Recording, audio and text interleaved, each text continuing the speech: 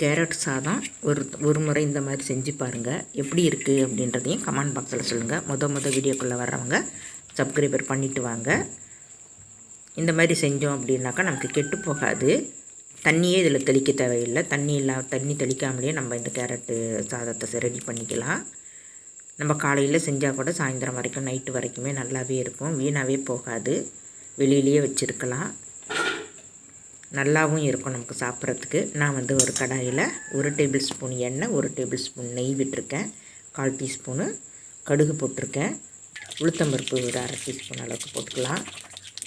ஒரு கொத்து கருவேப்பிலை போட்டுக்கலாம். நான் இதில் பச்சை மிளகாயெல்லாம் போட போகிறதில்ல. அதுக்கு பதில் நான் வெறும் தனி மிளகாய்த்தூள் போடுறேன்.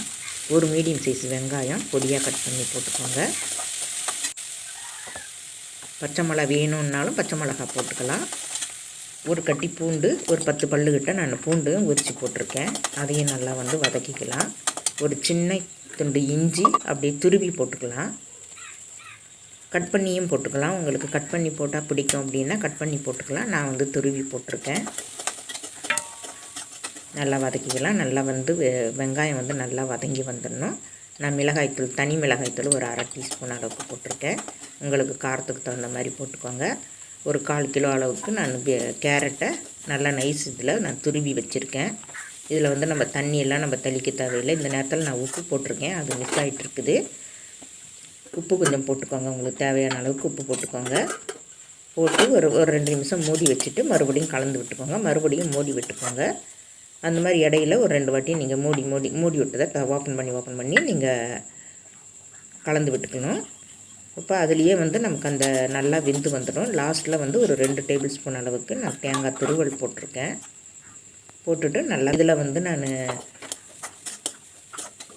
கொத்தமல்லி தழை உங்களுக்கு கிடச்சிது அப்படின்னா கொத்தமல்லி தழை போட்டுக்கோங்க. நான் கொத்தமல்லி தலைக்கு பதில் கொத்தமல்லி நல்லா கழுவி காய வச்சுட்டு பொடி பண்ணி வச்சுருக்கேன். அந்த பவுடரை நான் ஒரு 1/2 டீஸ்பூன் அளவுக்கு நான் போட்டிருக்கேன். கொத்தமல்லி இல்லாத டயத்தில் நம்ம அந்த மாதிரி செஞ்சுக்கலாம். அதனால் நான் பொடி பண்ணி வச்சுருக்கேன். இப்போ 1 கப் அளவுக்கு சாதத்தை போட்டு நம்ம பிரட்டி எடுத்துக்கலாம். அதில் இது 2 பேர் அளவுக்கு சாப்பிட்லாம். ஒரு 1/4 கிலோ கேரட்டுக்கு 2 பேர் சாப்பிட்ற அளவுக்கு நம்ம நல்லா கலந்து விட்டுக்கலாம். சாப்பாடு போட்டு இப்போ நம்ம சாப்பிட்டுக்கலாம். வாங்க எல்லோரும் சாப்பிட்டுக்கலாம். நான் இதுக்கு வத்தல் தான் வச்சுருக்கேன். இதுக்கு உருளைக்கிழங்கு சிப்ஸு, உருளைக்கிழங்கு வறுவல் அதெல்லாம் செஞ்சு சாப்பிட்டோம் அப்படின்னா ரொம்ப டேஸ்ட்டாக இருக்கும் இந்த சாதத்துக்கு. இதில் உங்களுக்கு வேர்க்கடலை வேணும்னாலும் கூட நம்ம தாளிக்கும் போதே அந்த வேர்க்கடலையும் போட்டு கூட நாங்கள் தாளிச்சிக்கலாம். இந்த வீடியோ பிடிச்சிருந்தால் லைக் பண்ணுங்கள். தேங்க்யூ.